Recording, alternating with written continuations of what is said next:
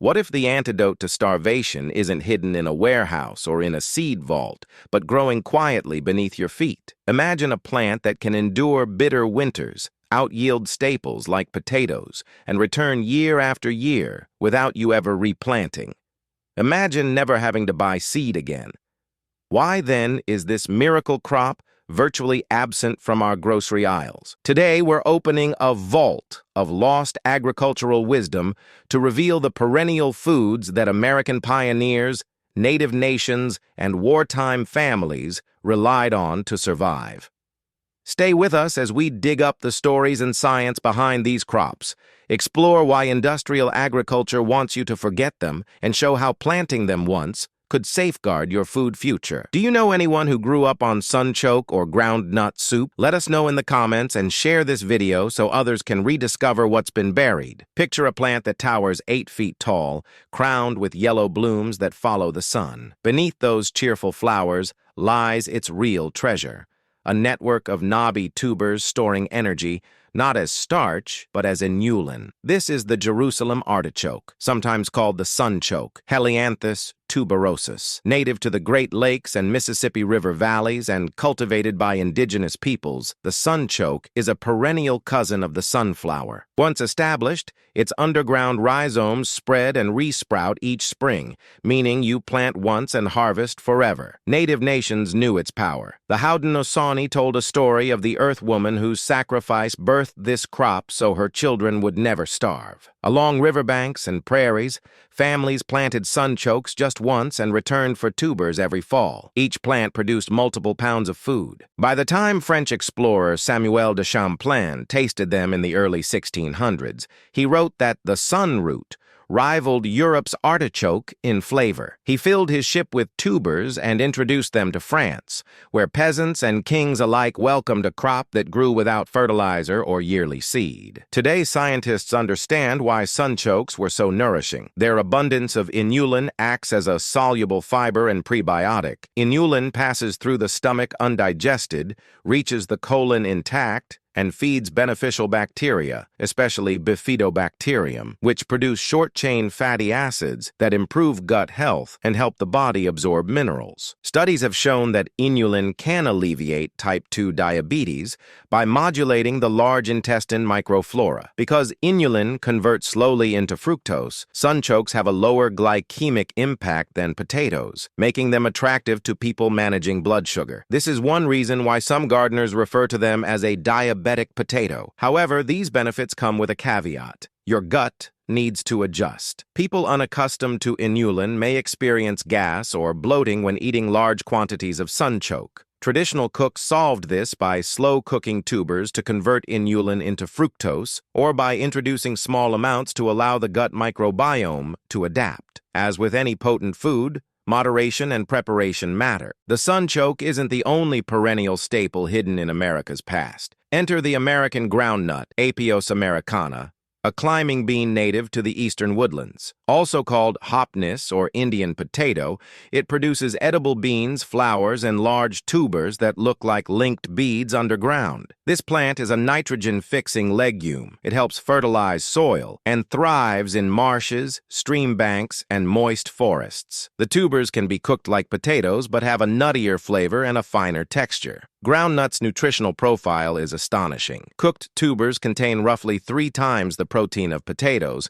and offer numerous health benefits. They were a key protein source for native communities and were one of the first foods shared with colonists. After just 1 year of growth, a single plant can yield several 1-inch thick tubers. Indigenous farmers propagated hopnis alongside corn and beans, creating polycultures that enriched soil and diversified diets. Yet despite its promise, the groundnut never became a commercial crop. Why? Similar to sunchokes, it doesn't conform to industrial expectations. The vines like to sprawl. The tubers form in chains rather than uniform, machine-harvestable shapes. Its very abundance threatens seed companies. Once planted, it returns year after year without needing new seed. Asparagus lurks in many backyard plots, yet few realize its longevity. Unlike annual green beans or zucchini, asparagus is a perennial vegetable that can produce for up to 15 years once it's established. Farmers and gardeners plant crowns in well-drained soil, then wait patiently.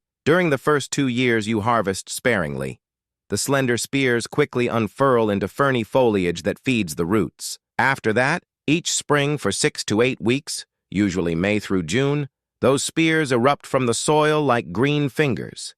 You cut them, enjoy them roasted or sautéed, and leave the ferns to recharge the underground crowns for next year. It's a feast that returns without replanting, provided you give the bed time to rest. Asparagus hints at the contradictions of modern farming. Because its harvest window is relatively short, and because fields must remain undisturbed for years, asparagus doesn't mesh with industrial systems that expect continuous turnover and easy mechanical harvest. Yet for home growers, those emerald spears are a reliable treat, bursting with vitamins A and C and offering a harbinger of spring. Did your grandparents have an asparagus bed hidden behind the barn? Drop a comment and let us know. Another perennial that quietly returns each spring is rhubarb, Rheum rhabarbarum. Technically part of the buckwheat family, rhubarb sends up rosy stalks as soon as soil temperatures rise above 40 degrees Celsius. Gardeners prize those petioles for pies, jams, and compotes, but the leaves contain oxalic acid and are toxic, so stick to the stalks. Rhubarb crowns survive freezing winters and go dormant each fall, then re-emerge for decades. Once planted in a well-drained site, a rhubarb plant can remain undisturbed for many years. That resilience made it a kitchen garden staple for homesteaders who needed a tart fruit substitute before strawberries ripened. Rhubarb's persistence tells another story, the tension between safety and abundance. While the stalks are full of vitamin K and antioxidants, the toxic leaves remind us to respect plant chemistry. Over time, industrial growers shifted toward annual berries and tree fruits that could be eaten entirely. Rhubarb became relegated to old-fashioned farms and the occasional farmer's market. But for those who still harvest its crimson stalks each May, there's nothing quite like the taste of a fresh rhubarb crumble. Have you ever wondered why your grandma insisted on planting rhubarb at the edge of the yard? She knew a perennial dessert when she saw one. If you've ever bought green onions at the store,